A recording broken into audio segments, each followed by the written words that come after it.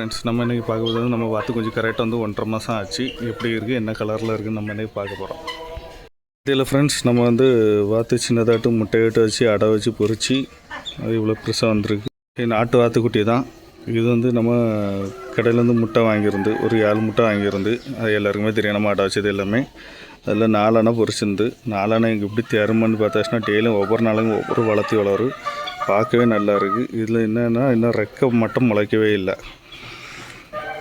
1.5 மாதம் தான் ஆச்சு. இந்த சைஸு கடையில் போய் கேட்டால் சின்னதுலாம் 500 400 சொல்லுவாங்க. பெருசே அவ்வளோதான் வரும் அதில் தான். ஆனால் என்ன அடை வைக்க மாட்டோம் 4 ஆகிட்டு 31 நாள் கரெக்டாக பிடிச்சிருக்கு. இன்னும் 2 அணை உண்டு. ஒன்று மட்டும் வேறு கலரு. இது 2 இந்த கலரில் இருக்குது. 3 அணை ஒரே கலரு. இப்போ அடுத்தது இன்னொரு வாத்து முட்டை அடை வைக்கலான்னு ஒரு சின்ன ஐடியா இருக்குது. ஆனால் எப்படின்னு தெரியல. ஏன்னா 31 நாள் கரெக்டாக 2 கோழியாக தான் அடை இருந்தால் மட்டும் தான் இது வந்து பொரிக்கும்.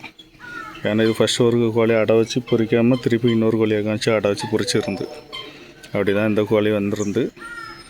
அப்படி அதுக்கு பாட்டு தொந்தரவு இல்லாமல் மழைக்கும் வெயிலுக்கும் வாத்து பிடிச்சிருந்த ஒரு லைக் போடுங்க. நம்ம சேனலுக்கு புதுசாக யாரும் பார்க்கலாம் ஒரு சப்ஸ்கிரைபர் பண்ணுங்கள். அடுத்த வீடியோ ஏதாவது வித்தியாசமாக வரும்.